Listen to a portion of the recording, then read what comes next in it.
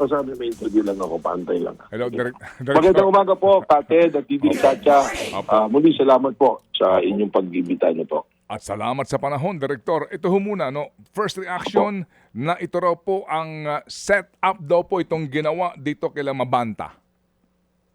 Well, Ted at Didi Chacha, napakahirap naman yatang paniwalaan yung situation namin is based on procedure and in law.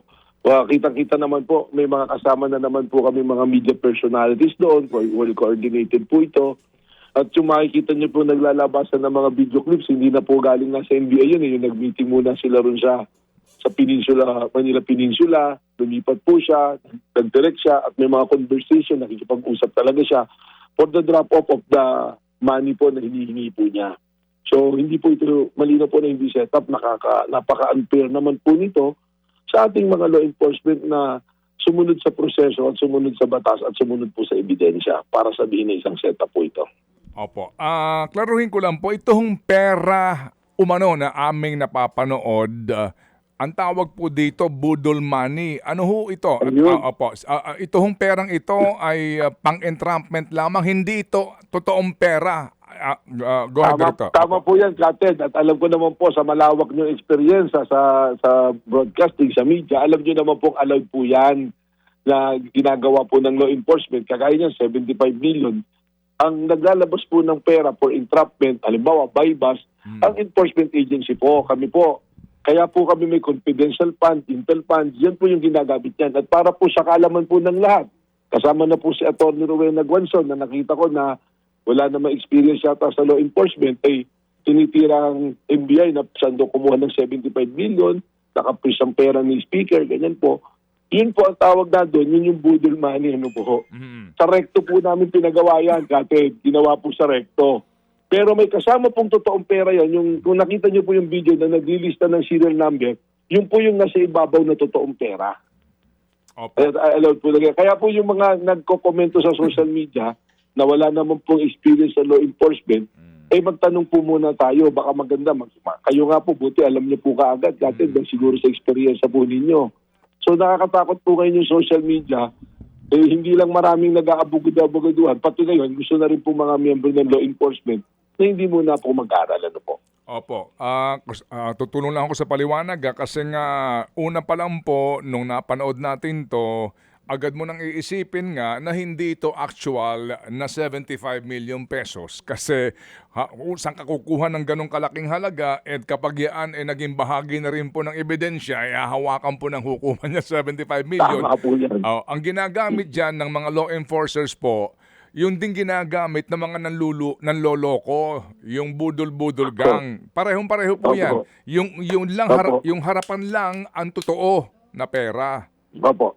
Tama po. Yung pong sinusulat, Captain, nakita niyo po yung video, yung ati po ahente, may sinusulat na serial number, yun po yung mark money na tinatawag po. Opo. Yun lang harapan nun ang totoo. Yung pong the rest na mukha lang pong pera, pero yung nga po ay fake money para lang ho pang entrapment. Yan usually pong ginagamit ng law enforcers. Anyway, gusto ko lang pong makakuha ng detalye dito kasi po, ang report mismo po at yung humarap nga kahapon sa press con din, itong si Ginoong John Mark Santiago, sinasabi niya na nagkakaroon ng negosasyon dito years ago pero nabuhay lamang ito at nagreklamo umano si Mr. Martin Romualdez nung magpadala ng teaser na video. Yung pong teaser na video yan, hawak ng NBI, ano ho naman nun? Well, maiksi po lang na clip yun eh. Parang kung tutuusin, parang sabi nila, parang preview daw yon na ang tinitira nga yung personality po na nagreklamo. Pero from that teaser video na yan, ang nagsasalita po, yung pong si CJ Hero, parang yun yung direction. Pero yung pong pinadala ng video clip, may kasamang mensahe na sinasabi, mahaba itong video na to, ilalabas namin to, pag nilabas to, talagang maapektuhan. Ganun po yung tono nung text message na ito, ano po. At sabi nga, last year pa nagawa. Kaya nung iniimbestigahan naman po namin, at base naman sa statement nga po ng company ni Speaker, naniniwala sila that the video is not meant to be shown to the public but is only meant to extort money sana. Ibig sabihin, walang intensyong ipalabas. Meron nang ginawa, Pinagsama-sama siguro yung napulot po sa mga news, mga clippings, ganyan. At pero ang intention talaga is manghikil, manghingi ng pera. Kaya ganun kalaki yung hinihingi pong pera. Si Ginoong Martin Romualdez mismo ang complainant dito, as in pumunta sa NBI, nag-affidavit ba ito? Well, ang nagreklamo po mismo rito, yung tao na naghanda, nakipag-usap, yung pong isa sa mga tao ni Speaker. Pero yung mga initial coordination, I was informed na talaga pong nag-involve din po si Speaker po. Okay, pero hiningian ba ho dito ng affidavit na ng NBI si former Speaker? Ang nag-issue po ng affidavit, yung pong tao niya na direktang may knowledge din at na initial na nakausap po nitong grupo po ng PGMN. Opo, yung pong sinasabi na video teaser na ito, hawak ng NBI ngayon ito? Hawak po ng NBI yung video teaser. Opo, nasa amin po yung video teaser. Oh, yung video teaser. Yung pong kabuuan ng video, wala pa po kaming nakikita talaga. Kaya naman po, yung pong kanilang mga gadgets, hawak po namin. And it will form part as evidence po nitong kaso na to, na kahit makapagpiyasa sila, the Bureau will hold on to this because that is considered evidence of the crime committed po. Opo, kayo ho ba yung naghumingi na po ng warrant para po sa mga gadget na ito? Well, hihingi po kami ng cyber warrant, pero technically po, under the law, pagka po you are arrested at dala mo yan, we have the authority po na nabuksan na po yan at tignan. Pero just to be sure, para wala pong issue na pinakialaman, sinet up, magsisecure po kami ng cyber warrant po na tinatawag. Opo, pati po itong gadget, cellphone, itong si Mr. Mabanta, hawak ng NBI. Sa amin po, yung mga cellphone at gadgets po nila. Okay. Na ganun. Opo. Kasi may dito ho sa siguro nabasa niyo po yung kanyang statement no? Na meron siya sinasabi dito na sabi niya in light of this, even before the arrest, I gave specific explicit instructions that if anything, literally anything, be it fatal or injurious, happens to any of us in any capacity, our legal teams and trusted allies are to fully publish the 90-minute expose on every social media platform for everyone in the Philippines to see. Kahapon po nangyari yung sinasabing arrest. Naghihintay kami ngayon dito sa sinasabing 90-minute na expose na ito. Kayo ho ba merong... Yun na nga po. Opo, go ahead, sir. Sige po. Yun na nga po yung kasama, parang mga threat talaga Mukhang ganun yata ang modus po ng grupo na ito. Kaya nga po, ako po, hawak namin yung mga gadget nila. Opo, naputol tayo, attorney. Mga pag-uusap at mga nakausap po. Sandali, kayo po yung naputol. Hawak ka ninyo kanyo ang gadget. Ano po? Go ahead, sir. Mga gadgets po nila, magsa-cyber warrant po tayo. Makikita namin lahat po ng mensahe dyan, pakikipag-usap at sino-sino ang mga kinausap pa at kung may mga ganito pang pangyayari. Sabihin, we will develop po, pagkakadevelop kami ng instances na mukhang gawain na talaga to. Mukhang itong si congressman na ganito or si senator na ganito nahingan din.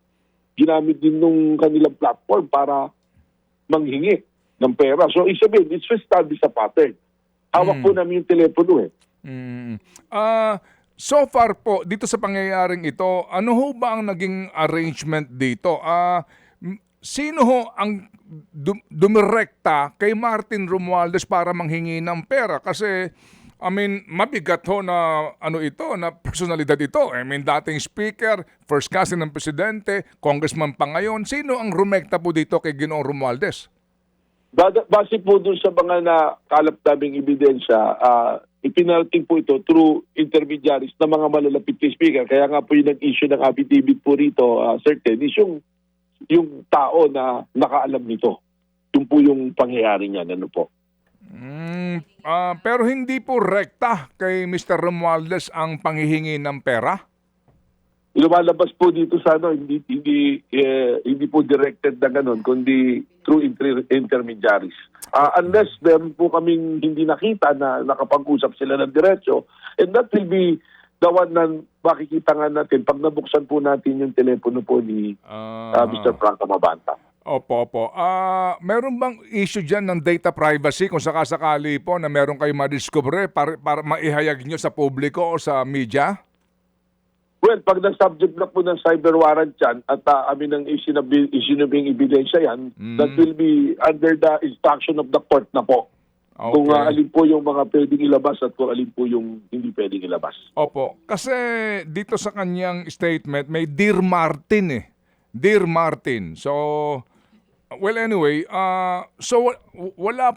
walang informasyon ng inyong mga ahente na dumirekta ito kay speaker at nangihingi kay speaker at sinabihan ng speaker ng mga tao niya, kausapin nyo nga ito, ano itong sinasabi ng mga taong ito. Wala pong ganon.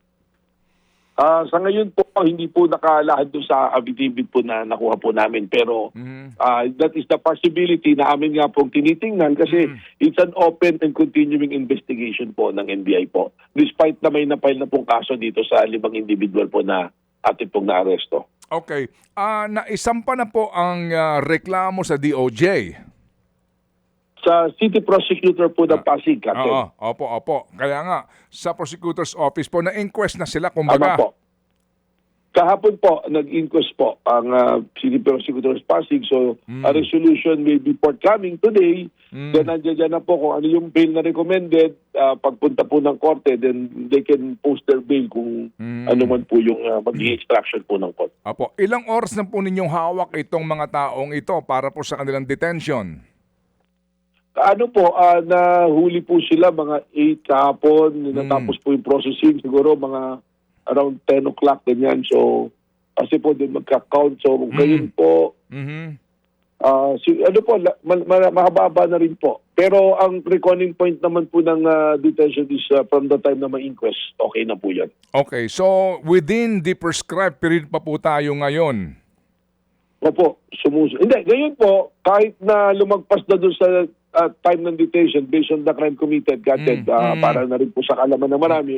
Basta't may inquest na po yan, nadala na po sa piskalya, hihinto na yung pagbilang po doon sa period of detention po. Okay, so meaning po, today po, ang resolusyon ay lalabas mula sa piskal para sa paghahain po ng kaukulang demanda sa hukuman at ang hukuman magtatakda ng piyansa. Ang magre-recommend po ng piyansa ang piskalya at ang korte naman po, they have the discretion whether to decrease, increase, at kung ano pa po pwede nilang gawin doon sa bill po. Okay, mga anong oras po kaya ito maglalabas kaya ng resolusyon ng piskal? Anong sabi sa inyo, Director? I cannot second guess po kasi depende po. Basta ang experience ko naman po, even nung ako'y nagpa-practice na lawyer, basta the inquest po, the following day lumalabas naman po yan. Tapos pinapadala po sa court, kalakip na po ng information po. Okay. Bailable po naman ito, di po ba ano po, no? Bailable po ito. Based po din sa the penalty is from Prison Mayor to Prison Correctional kung yun na po yung maximum. So, these are bailable offense po. Nasaan po sila ngayon, Director? Itong mga taong ito, itong sila mabanta? Dito po sa kustudiya namin kasi po dito sa Pasay kasi po nagkaroon ng inquest, online inquest lang po gabi na. So binabuti po namin na for security purposes stay po rito at kung lumabas naman yung bail ay agad naman po namin silang pakawalan po nakapaglagak na po ng bail unless meron po silang ibang kaso na pwede namin silang i-detain. Okay. Ngayon po, sa ngayon po na sitwasyon, ang inyo hubang mga ahente, hanggat wala pa pong warrant po doon po sa kanilang mga gadgets, meron na hubang mga informasyon tungkol nga sa aligasyon nang gagaling sa inyo na baka hindi lang ito isa na sinasabi ho ninyo na extortion? Alam niyo po, Kated, wala naman pong direktang nagsasabi, pero napakarami pong nag-message sa akin personally at tumawag na ako po yung logical guess ko, yung intelligent guess ko, mukhang meron pong pangyayaring ganun sa kanila. Either sila personally yung nabiktima o yung kanilang kalaban sa politika ay biniktima. Na ganun po para sila naman po yung labanan, yung banatan dito sa platform na to.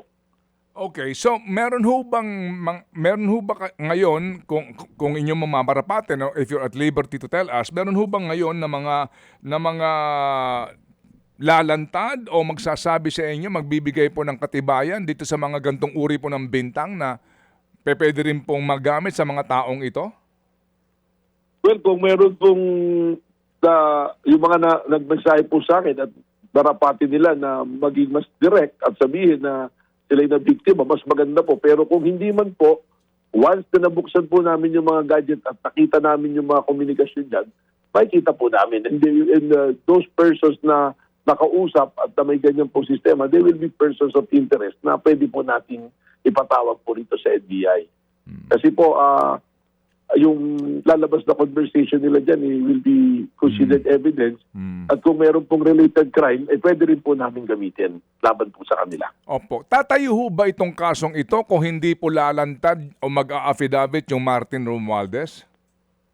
Meron na pong affidavit Yan na po yung naging basihan at since party naman po siya, hindi naman po to yung pong robbery, hindi naman po private crime yan So, basta meron po malinaw na ebidensya, kasama yan.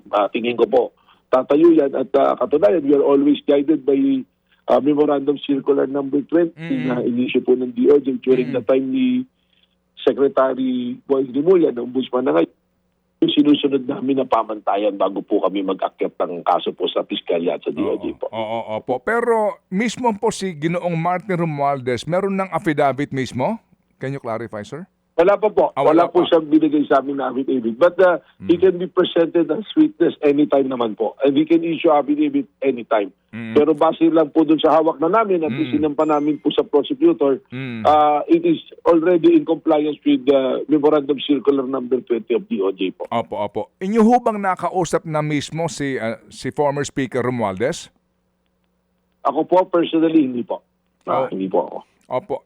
Yung mga tauhan po ninyo tungkol po sa isyong ito, kasi kung pangalan niya binabanggit na kinukutungan dito, siguro marapat lang na mismong yung taong yun na makausap po ng mga ahente ninyo. Meron bang ganon? Well, dun sa spot report, it was not indicated yet, so I have to validate it po. Opo. Okay. Pero yung nga, ang tanong, tatayo ito kung sakasakali po kahit na walang Romualdez po na lumantad dito? Well, based on the evidence, Okay. yung elements po, nandiyan naman po. Opo. Opo. May pahabol pong tanong si Chacha lang, Direktor. Attorney, tama. Sige po, opo. Yes po, attorney, bukod kay Mabanta, may 4 na iba pang inaresto, ano? Ilang taon po itong Tama mga po. ito at anong background po nung mga kasama ni Mabanta? Well, lahat po kasamahan nyo dun sa sa tawag dito po sa kanyang PGMN. Yung isa po accountant nila, yung isa director din po, kasama niya na doon sa pagtatayo ng kumpanya. Oo. So, most of them mga kasamahan po talaga nila sa PGMN po. Oo. Hindi po sila nagsasalita sa ngayon. Wala pong kahit anong pahayag.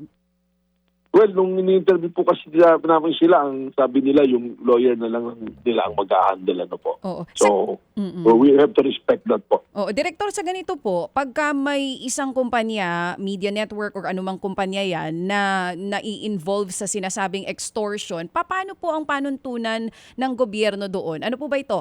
Halt muna yung operations nila, tuloy po sila hanggat hindi natatapos yung kaso?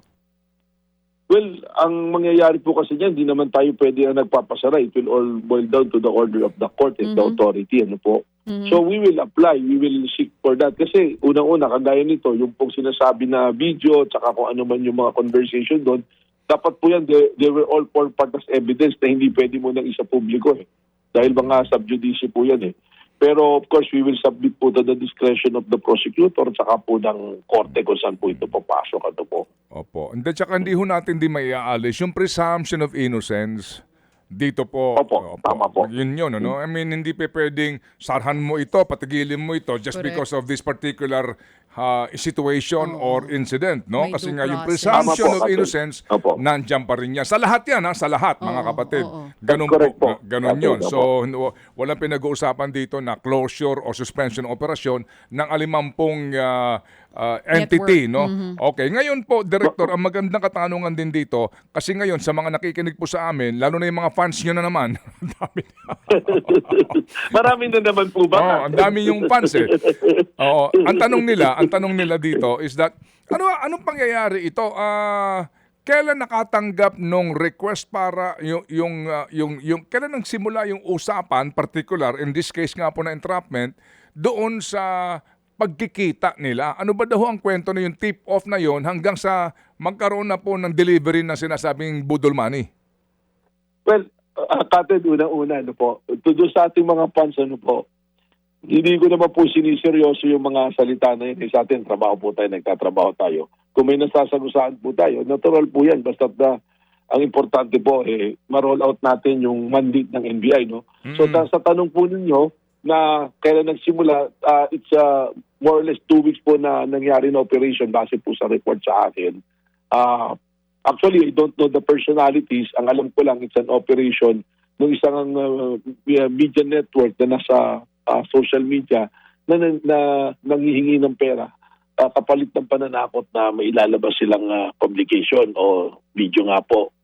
So may mga tawagan, may exchanges po na nangyari. And ang pinaka-critical po rito, Kapatid, yung mismong araw na po ng operation, makikita niyo po yung behavior ng grupo nila Franco Mabanta. Alam po nila yung gagawin nila Dinala yung pera, dala-dala po yung nakamaleta ng mga pera dun po sa isang hotel, exclusive na hotel dyan sa Makati. Sabi niya, hindi natin dito tatanggapin kasi may CCTV. Labas. Nung mga operatiba po natin, nakasunod, lumabas, pumunta po siya doon sa kabila naman na hotel na umakyat pa sa taas, tapos lumabas sa ibang pintuan. Ganun po yung nangyari. Talagang coordinated po. Tapos nag-text na, ang sabi, I'll give another instruction in 20 minutes. Pumunta kayo ng Pasig. Pumunta ng Pasig. Nung nakastampo sa Pasig, nagbigay ng text message ulit. Pagbigay po ng text message, yun na, yung instruction, dito yung drop-off. Itong, sasabihin ko na po, kasi lalabas naman yan sa Valle Verde Country Club, doon ang bagsakan ng pera. Sa Valle Verde, pumunta ka dito sa Valle Verde. So, nung niliber na yung pera, tinanggap na, nung pumasok sila sa isang kwarto, doon na po na uli. Yung Mark, so, isabihin coordinated po. Okay, yung Mark money kung saan nga na 'di ba? Yung kung sino tumanggap noon, yun ang medyo klarong mananagot. Sino ang tumanggap ng Mark money? Well, hindi, coordinated naman po kasi ang naging instruct po talaga si Franco Mabanta. Siya nag-instruct, kaibigan ko yan, trusted ko yan, dyan yung bigay. So sila po yung tumanggap. Pagtanggap nila, doon na po sinundan kung saan papasok. Pagpasok po doon sa kwarto, nandiyon po si Franco, binubuksan na nila yung pera, bibilangin na po siguro. Doon na yung doon na po pumasok yung operatiba natin. At doon pumasok po yung operatiba natin with the presence of the member of the mass media po. Ayun. So pagtanggap, okay, hindi nakaharap yung Mabanta o mano, pagdating doon sa kwarto, boom, nandun siya, yung pangunahing kaninyo. Doon nag-start po, nandun na siya. Siya po nag-instruct. Sa hotel pa lang, po, siya po lahat. Oo, so doon pa lang sa hotel, nandun na kaninyo, and then yun nga, yung actual na pagbubukas ng maleta, nandun na siya present. Opo. May visuals kayo niyan lahat, Direktor, no? Opo, naka-body cam po yung mga tapos may kasama pong mga member ng media po, mga kaibigan po natin sa media. Okay, sige. Yung mga naka-assign po na media personalities dito sa NBI kasama po. Okay, sige po, sige. Okay, may pahabol lang pong tanong. Last po si Chacha. Go, Cha. Attorney, bago po yung pahabol, Attorney, kanino yung Valle Verde? Kaninong bahay po iyon? Hindi ko po pa na-identify exactly kung sino yung yung sa bahay do. So, ano po yun? May mga computers doon? Ano ba siya? Media network? Wala po. Wala po kasi ang operations po nitong PGMN sa pagkaka-report sa amin, sa bahay po mismo ni Mr. Mabanta, dyan po sa Makati, sa San Jose Village po. Okay, doon sila nagsushoot, doon nagagawa ng mga project. Sige, hingi kami ng ng impormasyon soon, Attorney, Director, kung kanino po yun. Director, meron lang mga nagsasabi dito na parang napapansin yata daw po nila yung mga Duterte supporter, katulad po ni dating Congressman Mike Defensor. Etong si Mabanta, ina-affiliate din po at iniuugnay yung kanyang pangalan sa mga Duterte para daw po yatang iniisa-isa yung mga Duterte supporters. Ano pong reaksyon nyo doon? Isama nyo na rin po si Jason. Jason Sa. Ayun pa pala. Isama nyo na rin po si Jason Sa. Para tatlo po sila. Okay. Attorney, pero ito lang po sige po. DJ Kapatid. Ako po yung nag-assume sa opisina ng February 23. At on record po ito, hawak ko ang records po, ang amin pong naging total na successful operations po mula February 23 ngayon ay nasa 192 po. Indicted po lahat yan. Napiled po lahat ng kaso. Doon po sa 192, ilan yung tatlo yung nagsasabi na iniisa-isa pinupolitika. Napakasimple po eh. Ako po dito at ang buong NBI force po, napaka-unfair po. Hindi na po sa akin, dun po sa mga men and women ng NBI na professional na dinatan ko rito. Para sabihin na pinipili. Kasi tatlo po yan eh. At lahat po may basihan. May legal na basihan. Dito po sa NBI, tinitingnan po namin, una-una ebidensya, yung batas na mag-a-apply dito at gagawin po namin ng tama yung proseso. Isa-isahin po natin yung kay Mike Defensor. Ang nangyari po dyan kay Mike Defensor, malinaw naman. Meron pong rescue operation, meron pong nangyari na human trafficking. Nung tiningnan po yung dokumento, sinong may-ari ng lugar, nakarehistro po sa pangalan ng asawa at anak niya. Yung kay Jason sa po, we enforce a valid order from the court. Wala naman po sa amin yun na hindi naman kami para magtanong kung ano ba dapat to, ba't nilagay mo dito, not available, ganyan, ano po. Pero sa katunayan, nung after nung kay Jason sa yun, kami pa po ang nagbigay kagad ng return of service of warrant nung on the same day na naaresto siya. Dahil gusto namin magkaroon ng linaw sa korte kung tama ba yung naging mandato de aresto. Kaya naman doon na following day, May 2, Saturday, naglabas po ng order yung court na pwede siya mag-bail ng 10,000. Ano po? Ay, hindi po nagpa-bail. Hindi po sila nag-exercise ng right to bail nung Sabado na yun. Bukas naman po yung korte para dyan. At dahilan ni Jason Sass, wala daw yung abogado niya, nasa ospital. So hinintay po yung Lunes. Nung Lunes po na nakapag-post ng bail, procedure po kailangan, meron pong clearance. Lumalabas po may 4 na kaso na nakapending si Jason sa dito po sa aming sa aming pong database.